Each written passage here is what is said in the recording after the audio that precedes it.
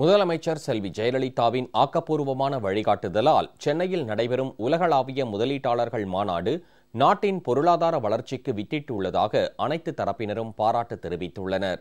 ஆனால் இம்மாநாடு குறித்து அரசியல் காரணங்களுக்காக உள்நோக்கத்துடனும் தேர்தல் தோல்வி பயம் காரணமாகவும் அவதூறான கருத்துக்களை கூறி வரும் திமுக பொருளாளர் மு.க.ஸ்டாலினின் கபட வேடம் தமிழக மக்களிடையே ஒருபோதும் எடுபடாது என்று பல்வேறு அரசியல் கட்சிகளின் தலைவர்கள் கடும் கண்டனம் தெரிவித்துள்ளனர்.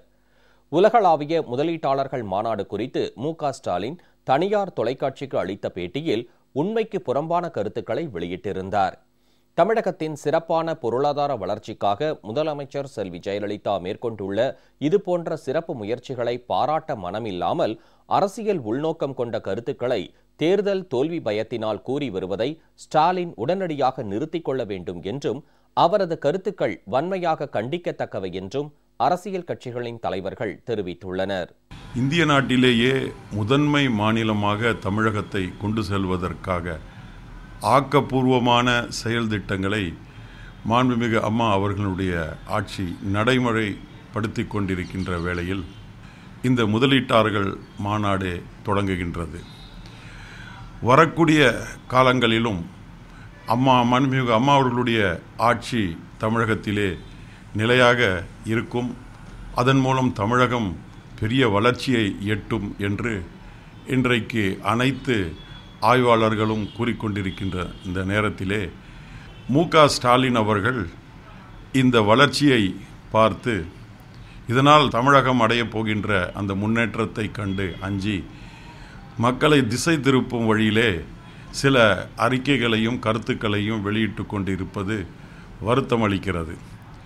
அடுத்த ஆட்சி இல்லை, அதற்கு அடுத்த ஆட்சி கூட மாண்புமிகு அம்மா அவர்கள் தலைமையிலே அமையும்.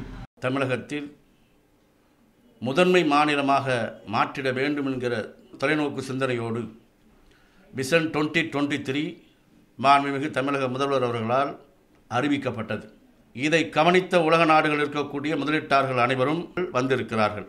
திமுகவும் இந்த வெற்றியை பொறுக்க மாட்டாமல் இந்த மாநிலத்தின் வளர்ச்சியை விரும்பாமல் கருத்துக்களை சொல்லியிருக்கிறார்கள். எதிர்க்கட்சிகள் தேர்தல் பயம் காரணமாக மீண்டும் தொடர்ந்து தமிழக முதல்வரே தொடர்ந்து விடுவார் என்கிற பயத்தில் இந்த முதலீட்டாளர் மாநாட்டை விமர்சித்திருப்பது மிகவும் கண்டனத்துக்குரியது. மாண்புமிகு தமிழக முதல்வர் புரட்சித் தலைவி அம்மா அவர்களுடைய பெரும் முயற்சியின் காரணமாக உலகளாவிய முதலீட்டாளர்கள் மாநாடு சென்னையில் நடைபெற இருக்கின்றது. இந்த மாநாட்டின் மூலம் தமிழகத்திற்கு 1 லட்சம் கோடி ரூபாய்க்கு முதலீடுகள் செய்ய இருக்கின்றார்கள். தமிழகம் மிகப்பெரிய பொருளாதார வளர்ச்சி ஏற்பட்டு பல லட்சம் இளைஞர்களுக்கு வேலை வாய்ப்பு கிடைத்த மாண்புமிகு அம்மா அவர்களுக்கு கிடைக்கக்கூடிய நற்பெயருக்கு களங்கம் விளைவிக்கும் வகையிலே எதிர்க்கட்சியினர் பேசி வருகின்றார்கள்.